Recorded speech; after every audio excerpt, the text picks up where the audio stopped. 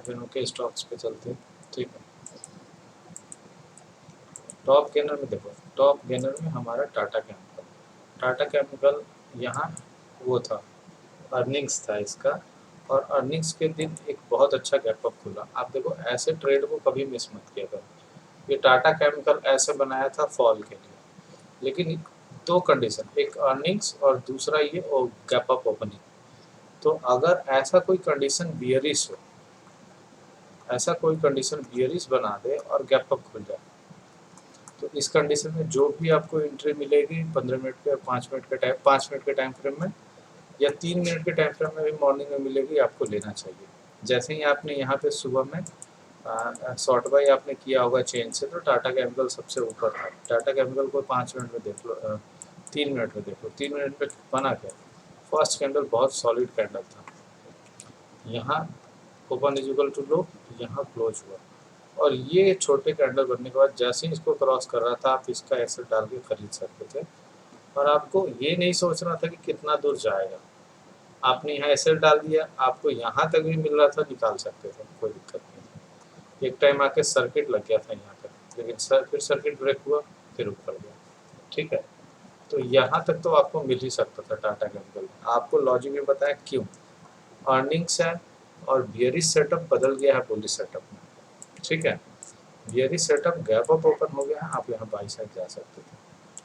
अब देखो जिस कंडीशन पे अभी टाटा केमिकल है, टाटा केमिकल का लास्ट स्विंग यहाँ पे था और ये स्विंग को क्रॉस कर दिया। ठीक है, तो अगर इस स्विंग के ऊपर अगर ट्रेड होता है, अक्रॉस होता है, तो आप इसको डे ट्रेड के लिए रख सकते हैं, नेक्स्ट डे के लिए, इंट्राडे के लिए। ठीक है,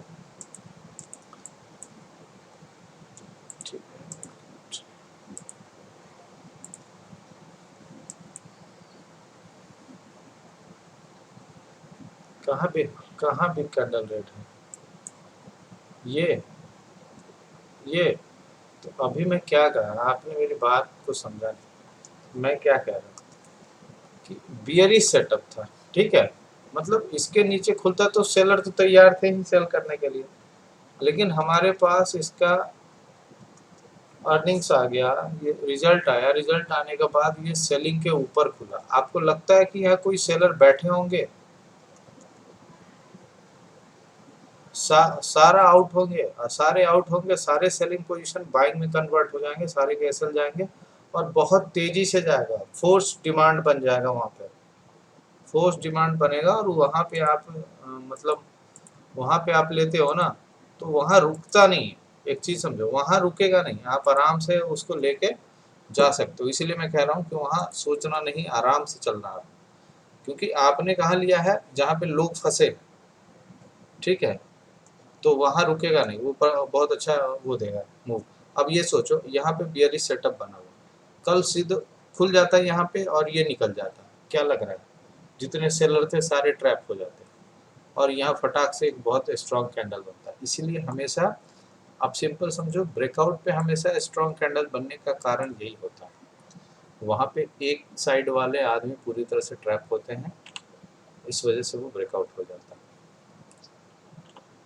गैप डाउन होता तो सेलिंग का प्लान था, नीचे जाता, कोई दिक्कत ही नहीं थी।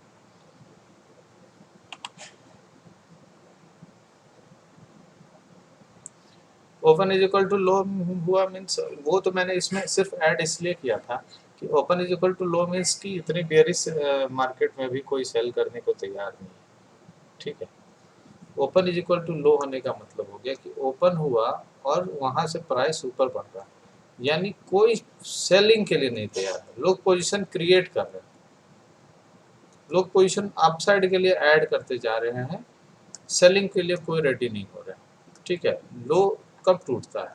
जब वॉलेटिलिटी आती है, नीचे गया, ऊपर गया, फिर नीचे गया, ये लोग भी लो टूटा, तो ये लो इम्पोर्टेंट हो जाता है। अगर कोई भी मॉर्निंग का लो है वो इम्पोर्टेंट हो गया, ये हाई है वो इम्पोर्टेंट हो गया, तो इसको ध्यान रखो आप। ये अगर सुबह का ही जो ओपन है वही लो है, तो इसका मतलब उसमें बायर ही ज़्यादातर है, सेलर का तो कोई चांस ही नहीं।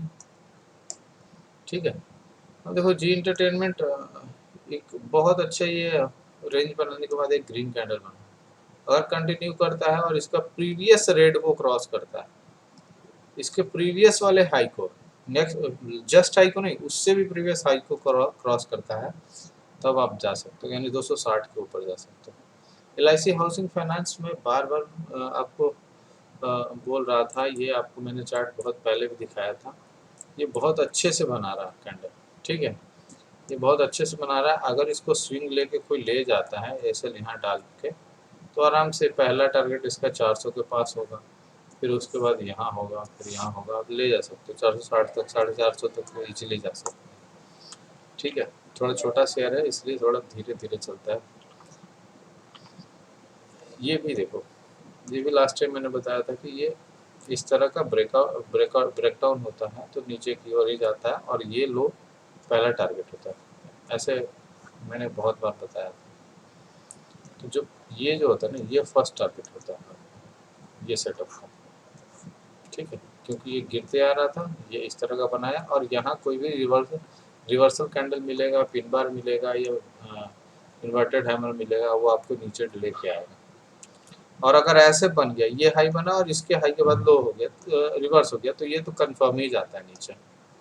अब 15 मिनट में भी इसको देख लेना, बैंक निफ्टी में बहुत सारे चार्ट आपको मिल जाएंगे।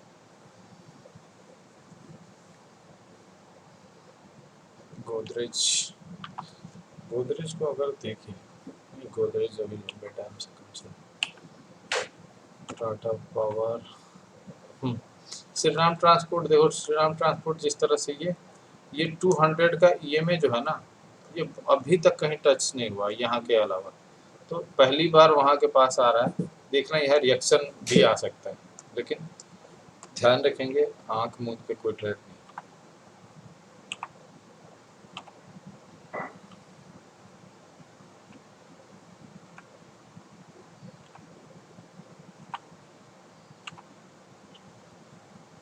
अंबुजा सीमेंट नहीं, वर्लपुल नहीं, वर्लपुल सही शेयर नहीं। देखो HDFC के लोग बाई के लिए रिकमेंड करेंगे, लेकिन मैं आपको कहता हूँ HDFC में बाइंग साइड अभी मत जाना, आपको कभी भी फंसा देगा स्विंग ट्रेड में।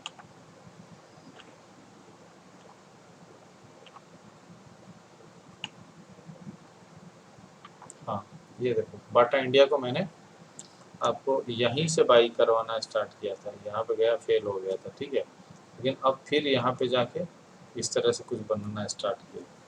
बाटा इंडिया को जा सकते हैं, लेकिन परफेक्ट नहीं मैं मान रहा हूँ इसको अभी, जो डे कल के लिए आप UPL आपके लिए परफेक्ट है, UPL आपके लिए बाई साइड के लिए परफेक्ट शेयर कल के लिए दिख रहा है मुझे। अगर आप आवरली में देखोगे तो आपको ज़्यादा क्लियर होगा, ठीक है। आवरली में देखो, आवरली में क्या किया, फर्स्ट टाइम ट्राई किया, सेकंड टाइम ट्राई किया, थर्ड टाइम और फोर्थ टाइम, अगर इसी रेंज में खुलता है और यहीं से अगर मूव करता है और ये क्रॉस करता है तो आप बाई करो, कोई दिक्कत नहीं। अगर इस रेंज के नीचे खुलता है या इस रेंज के नीचे खुल के जाता है तो आप उसमें अभी बाइंग साइड में नहीं जा सकते।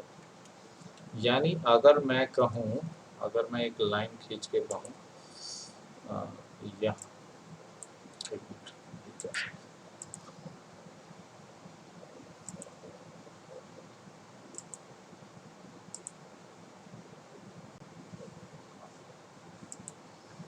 यानी 813 के नीचे जाता है खुल के तो अभी बाई साइड के लिए नहीं जा सकते। अगर 825 के ऊपर खुलता है कल मार्केट और उसी से ऊपर की ओर कोई भी पैटर्न बना के निकलता है तो आप इसको कैरी कर सकते हो, सही से जाएगा, ठीक है।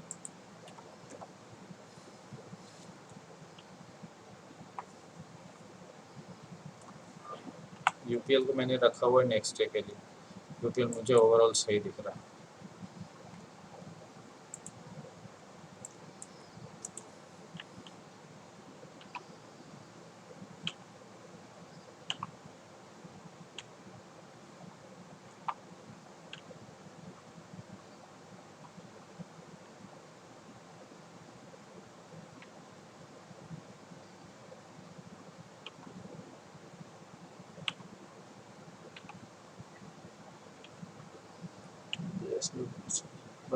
बंधन बैंक की क्लोजिंग बहुत दिन के बाद एक अच्छे कैंडल देखने को मिला था, लास्ट डे ग्रीन कैंडल। ऐसे छोटे मोटे कैंडल तो बन रहे थे लेकिन वॉल्यूम के साथ बनना लास्ट डे दिखा था।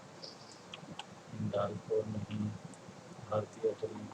देखो इन सबको पकड़ने की कोशिश करो कि ये क्यों बनता है। ये यहाँ बना, ये हैमर समझ के बाई साइड मत चले जाना। ये इतना सेलिंग होने के बाद बनता है, तो ये एक तरह से बायर का कंट्रोल का नहीं हो सकता, वो सेलर एग्जिट किए उस वजह से भी बन सकता है। अडानी अडानी इंटरप्राइजेज कल सेल साइड के लिए चांस दे सकता है, देख सकते हो। अडानी इंटरप्राइजेज थोड़ा सा मैं आपको कहूँगा कि अगर आप इसको नहीं ट्रेड किए हो तो मत ट्रेड कीजिएगा, थोड़ा ज़्यादा वोलेटाइल होता है। प्राइस इसके 30 रुपये 40 रुपये देखते देखते ही मूव हो जाता है। ठीक है, हाँ इसको ले जा सकते हो आप, छोटा शेयर है लेकिन बढ़िया। JMR इंफ्रा छोटा शेयर है, बढ़िया है, बाई साइड के लिए स्विंग के लिए भी उठा के ले जा सकते हो, कोई दिक्कत नहीं। इसको रख लो आप, मैं भी रख लेता हूँ।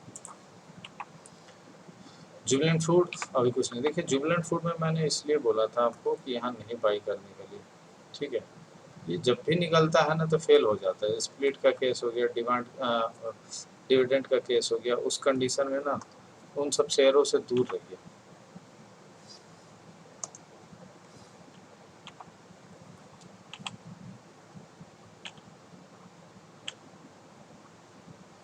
डीवीज लैब अभी भी वहीं पे पड़ा हुआ है, ना नीचे जा रहा है ना ऊपर जा रहा है, लेकिन अच्छी बात यह है कि ऊपर टच करने की कोशिश कर रहा है। टाटा कंज्यूमर को आप ले चल सकते हैं कल के लिए। टाटा कंज्यूमर का अगर मैं आवरली में चार्ट दिखाऊं तो टाटा कंज्यूमर यहाँ, ठीक है, थोड़ा सा कैंडल्स बनने की वजह से वीक ऊपर हो गया।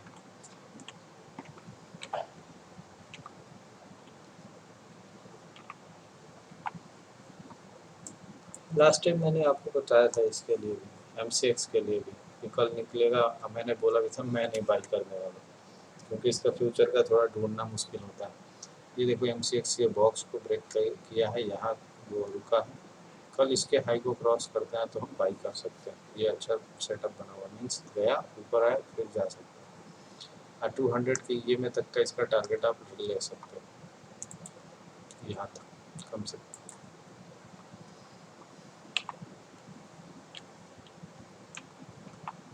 M&M को अभी भी मैंने सेल साइड के लिए रखा हुआ है, जिस दिन मुझे सेल का थोड़ा सा वीकनेस शो होगा मैं इसको ज़रूर सेल करूँगा।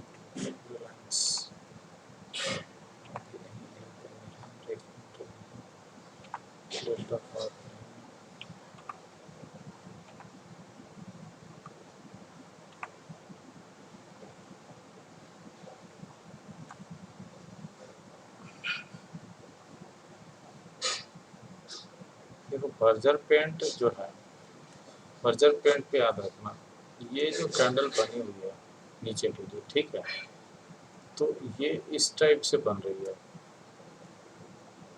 मतलब आप देखोगे बिल्कुल इस टाइप से ये चल रही है।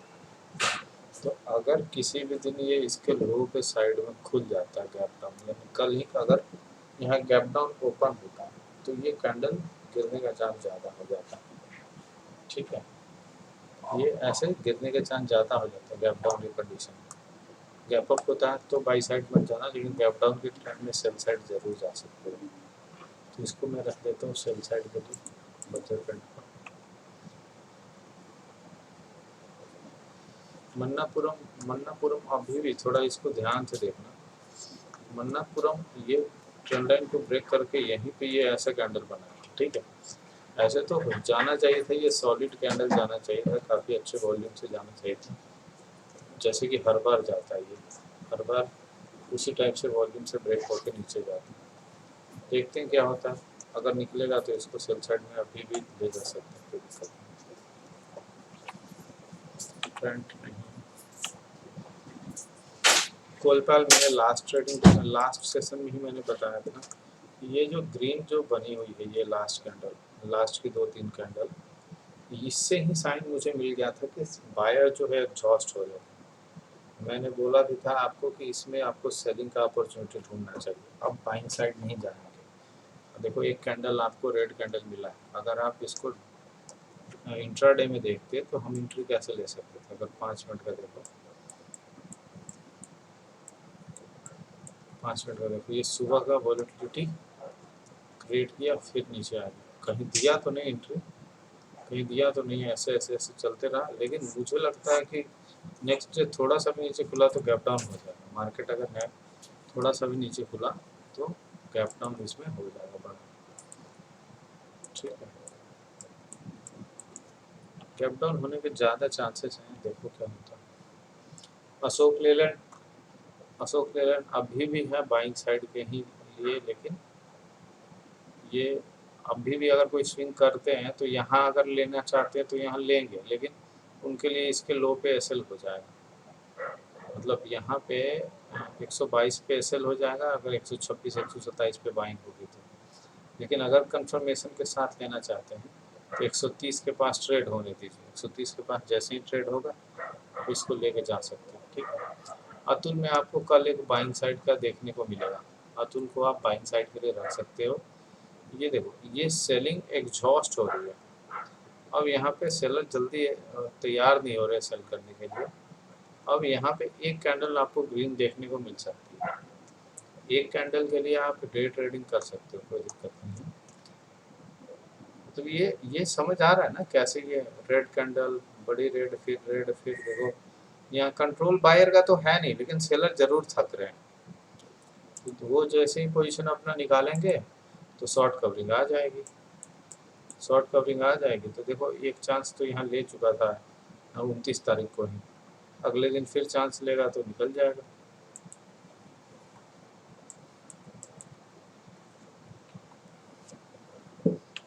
नहीं, इंडिया मार्ट नहीं, इंडिया मार्ट बहुत टाइम के बाद, देखो इंडिया मार्ट को ध्यान में रखना। इंडिया मार्ट का जो कैंडल्स जो बन रहे हैं ना, ये सारे कैंडल्स कुछ अजीब से हैं, मीन्स कहीं एक बड़ा मूव नहीं शो हो रहा है। तो बहुत टाइम के बाद एक बड़ा मूव होने का चांसेस ज़्यादा हो जाता है किसी भी स्टॉक, ठीक है।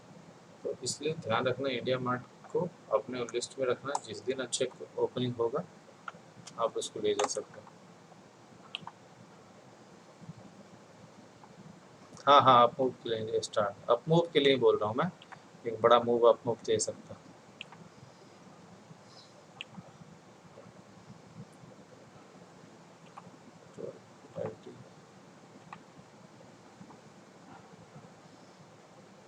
देखो टीवीएस हम लोगों ने मार किया था, निकला फिर वहीं आ गया। इसलिए मैं कहता हूँ हमेशा कि आपका एक ब्रेकआउट मिल गया, एक कंटिन्यूएशन मिल गया, उसके बाद आप उसको ना निकाल लो अगर स्विंग ट्रेड करते हो तो, या फिर एसएल ट्रेल करके रखो, निकल गया तो निकल गया। एसएल ट्रेल करके वही रखेंगे जिनको पछतावा नहीं होता है एसएल कटने के बाद, नहीं तो जिनको पछतावा होता है उनको चाहिए कि हाँ अपना बुक कर लें।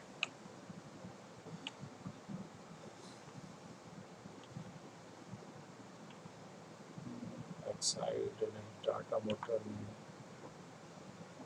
आईआरसीटी नहीं, एचसीएल, हाँ देखो एचसीएल की जैसे वो हुई है, अगर एचसीएल देखो तो ये और फिर ये, ठीक है। तो ये डाउन साइड अगर कैसे भी खुलता है, डाउन साइड का चांसेस ज़्यादा है, डाउन साइड जैसे भी खुलेगा तो आपको नीचे ले जाने के चांसेस ज़्यादा है ना। तो इसको याद रखिएगा, एचसीएल टेक आपको डाउन साइड के लिए, टेक कंपनी में थोड़ा सा आपको डाउन साइड के लिए एक ध्यान रखना है कि जितनी आईटी की स्टॉक्स है ना, कुछ छोड़ के अधिकतर ना खुल के फर्स्ट या सेकंड कैंडल में ही आपका बड़ा मूव दे देता है। फर्स्ट और सेकंड कैंडल में बड़ा मूव दे दिया ना, तो इसको फिर शॉर्ट करने की कोशिश मत कीजिए, क्योंकि ये पूरा दिन ऐसे ऐसे लेके चलेगा। तो ये स्पाइक हो गया, ये स्पाइक हो गया, इस पे ना आपके एसएल हिट होते रहे, ठीक है। तो अगर सुबह में अच्छा सेलिंग का मिल गया तो ठीक है, नहीं तो उसको छोड़ दीजिए।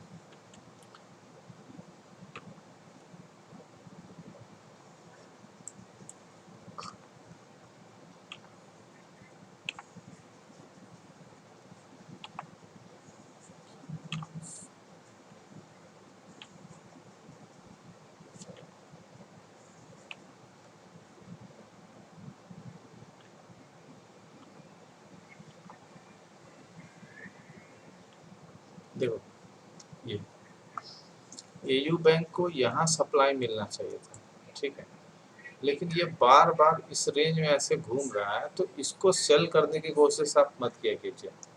कभी भी कंफ्यूजन जहाँ क्रिएट कर रहा है सेलिंग में, उसको एकदम हटा दीजिए अपने लिस्ट से, वो सेल करने की ज़रूरत नहीं, क्योंकि सेलिंग वाले स्टॉक आपको नखड़े नहीं करेगा, सीधे निकलता है।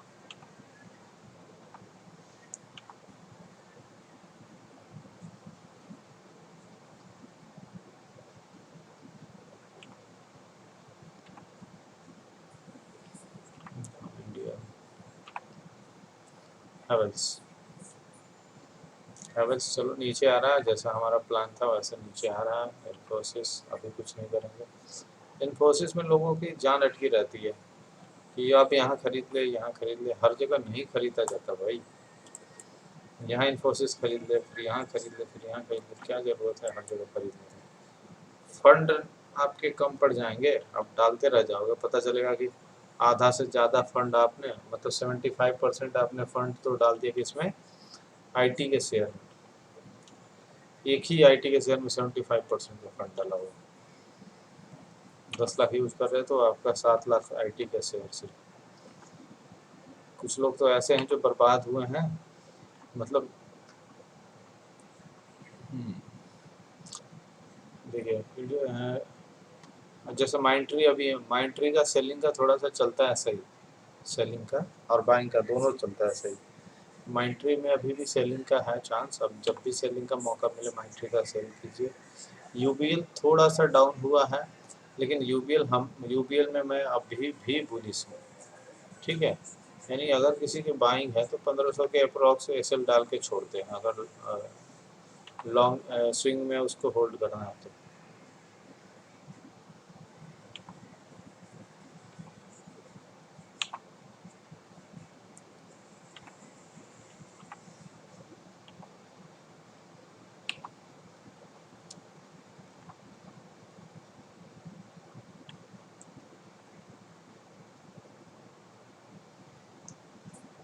देखो जो दोपहर में हम बात कर रहे थे ना जिसके बारे में, ये है आईटी का शेयर, ये विप्रो का था जो आपको मैंने फोटो भेजा हुआ था, ए प्लस बी का होल स्क्वायर, ए स्क्वायर प्लस बी स्क्वायर, ये विप्रो में हुआ था, यहाँ हमने मार्क किया था और ये बहुत अच्छा मूव दिया था। और उस दिन मेरा फ्यूचर बाइंग था, लेकिन मैंने कुछ प्रॉफिट पे निकाल लिया था। देखो उसके बाद एक दिन टेस्ट किया, तीसरे दिन, और फिर उसके बाद चलते गए चलते गए।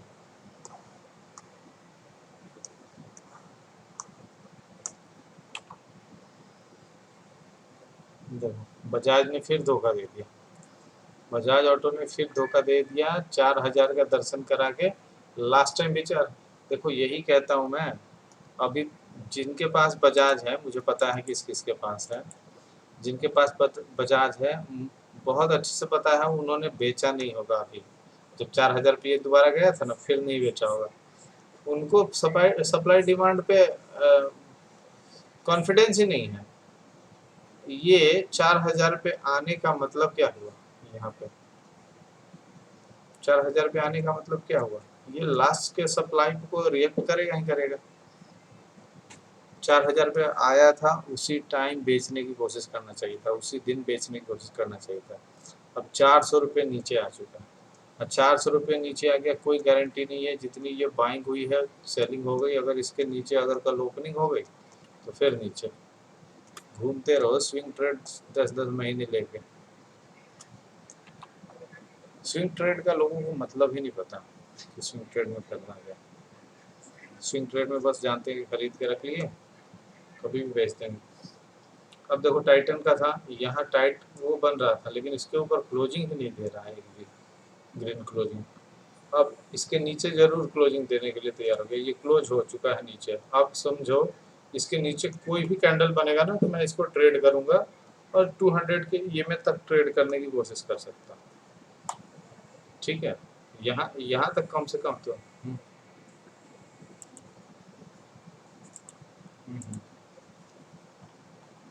नॉलेज कहाँ होगा भाई, अभी तो सीख ही रहे हैं।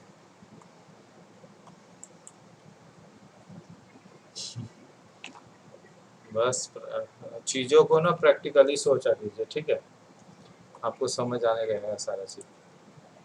मतलब आप लाइफ में प्रैक्टिकल हो जाएंगे ना तो आपको सारा चीज़ इजी हो जाएगा। तो जितना प्रैक्टिकल होने की कोशिश कीजिए। अब हम ये क्या लगता है आपको, अधिकतर चार्ट में मैं प्रैक्टिकली सोचता हूँ कि क्या हो सकता है, वहाँ पे जाएगा तो रिएक्ट करेगा नहीं करेगा। तो एक टाइम में अगर आप बायर हो तो उसी टाइम में सेलर की तरह भी सोचा करो कि अगर आप सेलर होते तो यहाँ क्या करते, है ना। तो जब इस चीज़ को आप रिलेट करने लगेंगे ना तो आपकी ट्रेडिंग खराब नहीं होगी। हाँ, ट्रेडिंग खराब कब होगी, जैसे मेरा भी खराब हो जाता है, ट्रेडिंग लॉसेस भी होते हैं। होता कब है, जब हम टाइम है नहीं हमारे पास, टाइम हमारे पास है नहीं, ठीक है, टाइम एक तो कि है नहीं, और उसके बाद हम क्या किए कि बैठ गए ट्रेड लेने के लिए और ज़बरदस्ती ट्रेड ढूंढ रहे हैं, तो ट्रेड लॉस देगा ही देगा। ज़बरदस्ती ट्रेड आपको नहीं मिलने वाला है, आप उसको थोड़ा सा देखो क्या करना है क्या नहीं करना।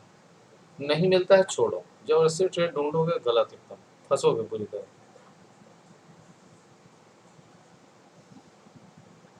अपोलो हॉस्पिटल देखो फिर आ गया बॉटम पर, चलने नहीं दे रहा मिड कैप को इतना। जरा सा भी मार्केट वहाँ रेड होता है ना, मिड कैप तो पूरी तरह से पिट जाता है। लार्ज कैप की भी हालत खराब हो रही है आजकल।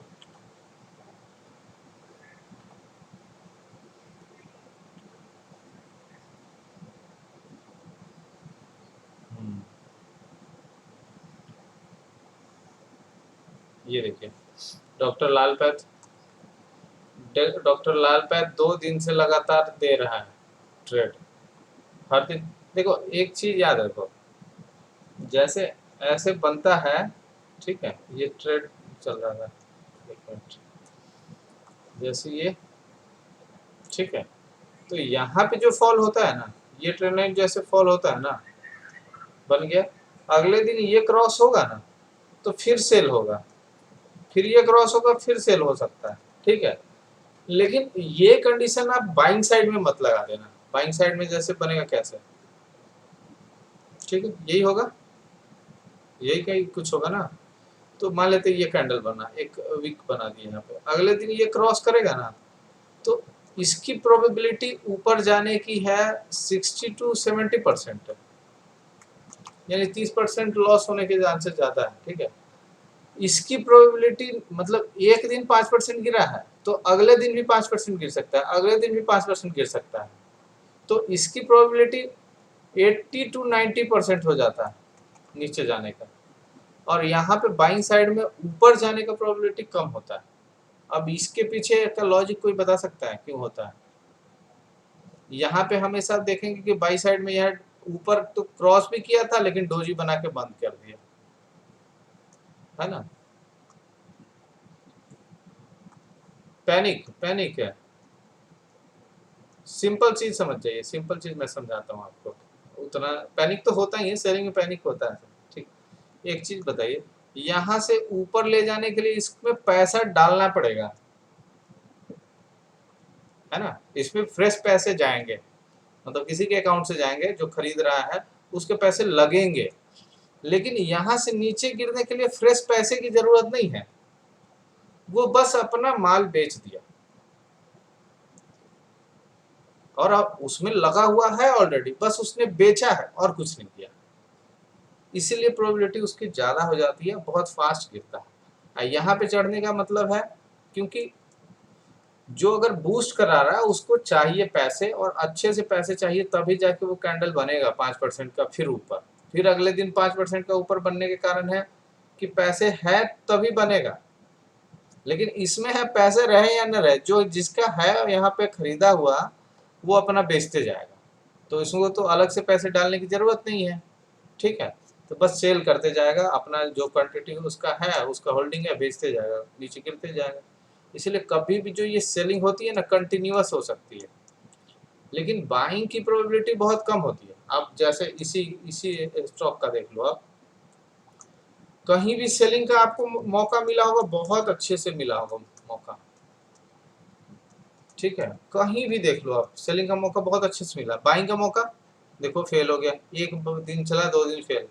अब ये देखो, ये सारा उस तरह से नहीं जा रहा है, डोजी बना रहा है, फिर यहाँ डोजी बना दिया, एक एक बाइंग का कैंडल बना है थोड़ा स्ट्रॉन्ग। इसमें देखो सारे स्ट्रॉन्ग सेलिंग बने हुए, यहाँ पैसे लग नहीं रहे हैं, निकल रहे हैं पैसे, इसलिए नीचे गिर रहा है। यहाँ भी देखो लगातार बन रहे है तो छोटे कैंडल ही है, लेकिन सेलिंग बहुत फ्रिक्वेंटली हो रहा है और बहुत स्ट्रॉन्ग हो रहा है। तो एक चीज़ उनके लिए मैं सजेस्ट करूँगा कि जो डे ट्रेडर हैं, अगर उनको लगता है कि हम सेलिंग में थोड़ा अच्छे हैं, तो आप सेलिंग मार्केट में बहुत अच्छे से ट्रेड कीजिए, या सेलिंग के स्टॉक्स को बहुत सेल करने की कोशिश कीजिए। मेरी बात समझिए मैं क्या कह रहा हूँ। एवरेज दिन में, किसी भी दिन में अगर आप मान लेते हैं 20 डेज ट्रेडिंग का है, 20 डेज ट्रेडिंग का सेशन है, तो जिसमें से आपको 10 दिन एवरेज डे 10 दिन आपको एवरेज मिलेगा, जिसमें 10 या 12 दिन एवरेज ऐसा मिलेगा जिसमें सेलिंग के बहुत मौके मिलेंगे। उसमें आपको अधिकतर, जैसे अगर 50 शेयर हैं, उसके 50 कंपनियां हैं निफ्टी के, तो 30-30 कंपनियां अपसाइड है, तो 20 कंपनियां डाउन साइड चल रही है। तो ये 20 में से जो सेलिंग का जो मौका मिलेगा ना, वो सॉलिड मिलेगा, एसएल कटने के चांस बहुत कम। मतलब क्या होता है, इनसाइड कैंडल बना फिर गिरा, इनसाइड कैंडल फिर। आप यहाँ पे डॉक्टर लाल पैच में सारे में जाके चेक कर लेना, एंट्री इतनी सॉलिड सॉलिड मिली होगी कि आप वहां देखते रह गए होंगे कि अरे यार ये तो बहुत ईजी था, कोई वहां फ्लक्चुएशन ही नहीं है, बस खुल रहा है, एक ग्रीन कैंडल बन रहा है, इनसाइड कैंडल बना रहा है, फिर नीचे जा रहा है। आपको क्या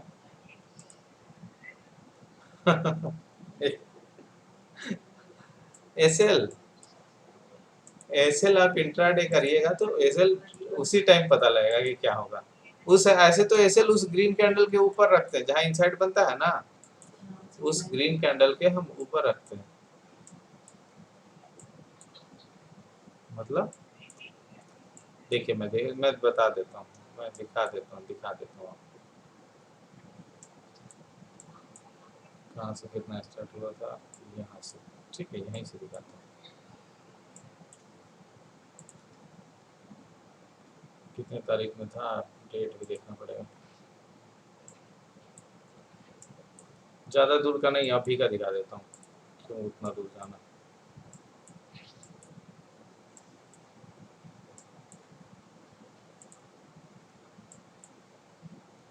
हर जगह का दिखा देता हूँ। आप बताइए, ये सुबह में इस रेंज पे बना हुआ था ब्रेकआउट के लिए, सुबह में खुला नीचे, ग्रीन गया और फिर यहाँ आया, आपने सेल किया, एसएल कहाँ जाएगा आपका, कहाँ जाएगा, यहाँ एसएल जाएगा। ठीक है, अगर वहां भी नहीं सेल किया आपने, यहाँ सेल किया क्रॉसिंग पे, तो कहाँ जाएगा एसएल आपका, यहाँ जाएगा। चलो ये दिन खत्म हो गया। ठीक है, दिन नहीं खत्म होगा, ये 11 बज गया। अब यहाँ पे जैसे ही निकलेगा आपका, कहाँ जाएगा एसएल, यहाँ जाएगा, या फिर यहाँ डाल दीजिए, जितना आपको अच्छा लग रहा है उस हिसाब से आप एसएल वहाँ पे डाल सकते हैं। अगले दिन देखिए, अगले दिन चलिए, ये तो चलिए मान लेते हैं कि ऐसे रेंज बना हुआ था, ये ब्रेकआउट खुल गया, तो यहाँ पे थोड़ा सा आपको डर लगेगा कि सेलिंग का तो है नहीं। सेलिंग का चाहिए क्या, कि सुबह में एक स्टॉक मिले, मतलब जो सेल का कैंडल मिले, उसके बाद हम सेल करेंगे।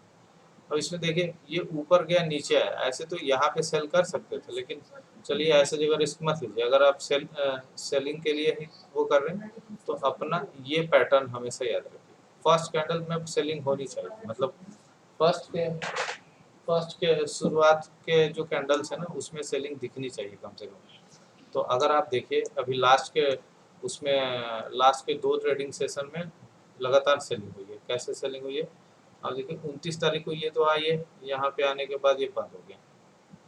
ठीक है, 29 अप्रैल का ये बंद हो गया। ऐसे तो यहाँ मिलता सेलिंग का,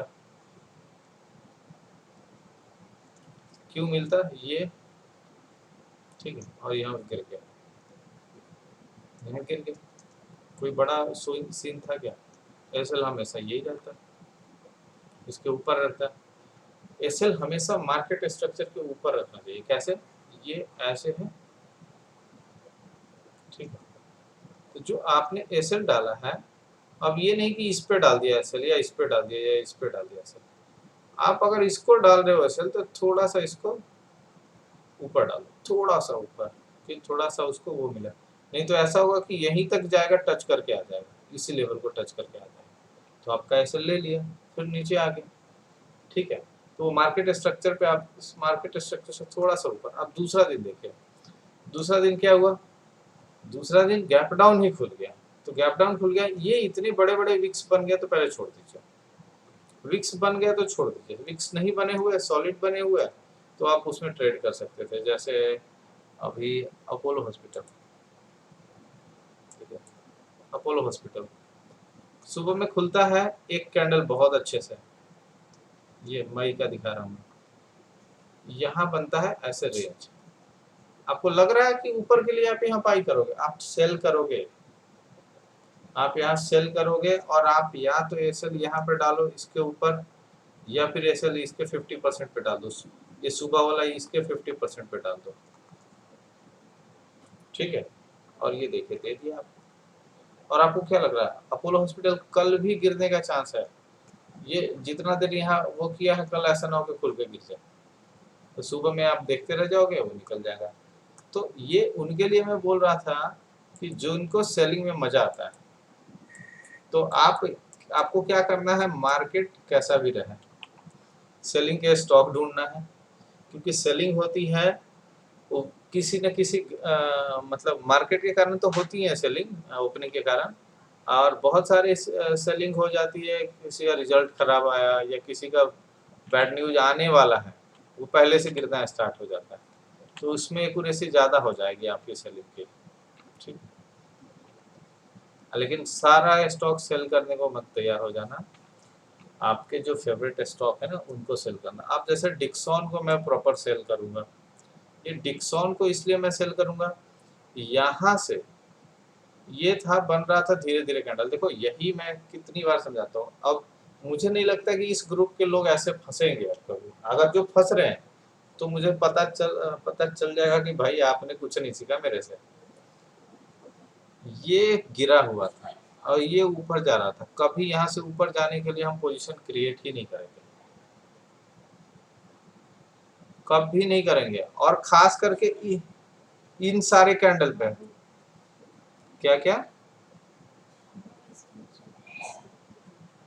डिक्सन को तो अभी बिल्कुल अब मत ऐड कीजिए, अभी बहुत नीचे आने का चांसेस लग रहा है। अब बताता हूँ क्यों आने का, ये यहाँ से यहाँ गया, और ये छोटे छोटे कैंडल्स पे तो कभी आपको ऐड ही नहीं करना है, ये आपको कभी भी बाइंग का स्ट्रॉन्ग कैंडल है ही नहीं, इसमें कहीं बायर का कंट्रोल ही नहीं है। ये धीरे धीरे वो निकल रहे हैं जिनके पास पेशेंस नहीं है सेल होल्ड करने का। अब देखिए उसके बाद ये खुल गया, जब ऊपर था डायरेक्ट खुल गया यहाँ पे, उसकी वजह से सीधे बॉटम पे आ गया। अब बॉटम पे आ गया, अब बॉटम पे आने के बाद आप एक चीज देखो, यहाँ पे इसको वीकली में जैसे ही डालोगे तो आपको सीन क्लियर हो जाएगा।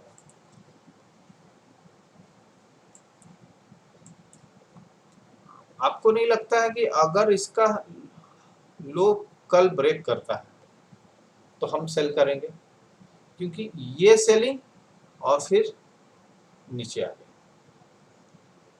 तो जितना ये ऊपर चढ़ा हुआ था मुझे उतना ही नीचे जाते हुए दिख रहा है, मुझे 3000 तक का दिख रहा है कि ये 3000 तक जा सकता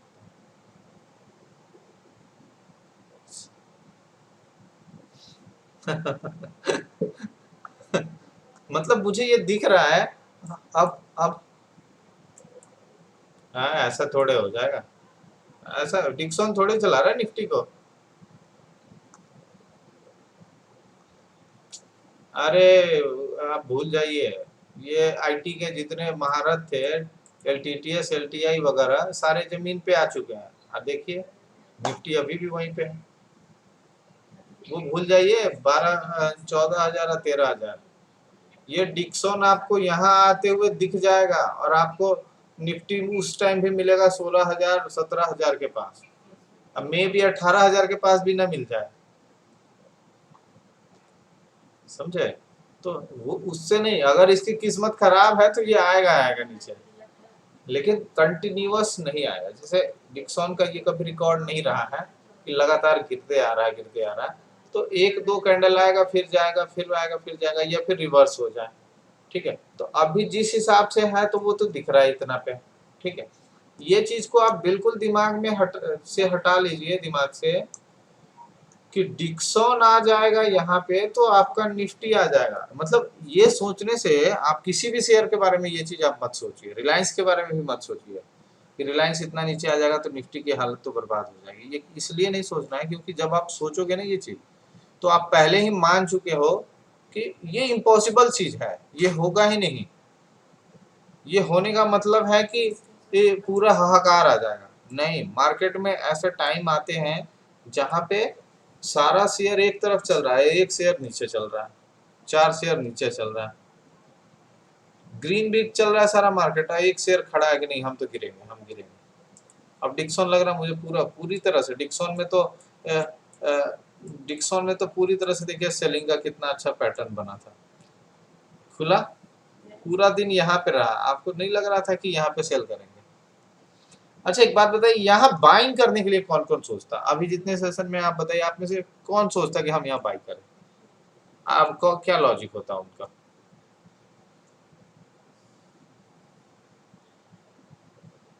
बाइंग जोन भी नहीं है। दूसरी चीज की इतना गैप डाउन जब हो चुका है इतना, तो यहाँ पे कोई बायर ट्राई नहीं करेंगे जल्दी से। हाँ, क्योंकि क्योंकि क्यों हाई ब्रेक करेगा ना तुरंत सेलिंग आ जाएगा। यहां से मान लेते हैं आपने बाई किया हुआ था कल अपसाइड के लिए, तो आप तो पूरी तरह से फंस चुके हो यहाँ पे। तो जब भी हाई ब्रेक होगा तो सबसे पहले आप ही भागोगे, सबसे पहले आप ही भागिएगा ना कि हाँ भाई मैं तो फंस गया, नीचे खुल गया। तो जब भी सेलिंग का स्टॉक नीचे गिर चुका है तो ये कभी भी ऊपर जाने का वो करे ना, तो ये ब्रेकआउट आपको नहीं बाई करना। इसलिए नहीं बाई करना है कि ये जब भी बाई होगा तो यहाँ यहाँ यहाँ जो बाई करके जो फंसे हुए ना वो यहाँ बेचेंगे फटाक से। इसी वजह से ये एक पैटर्न तैयार हो जाता है नीचे के लिए।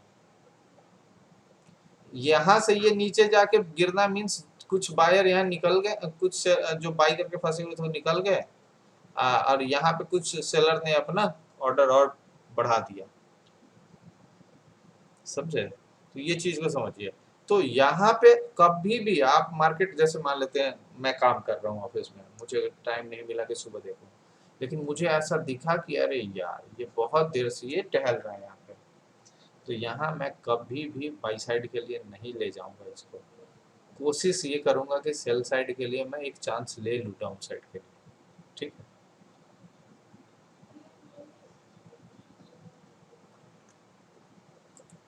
HDFC बैंक तो ग्रीन बना हुआ है।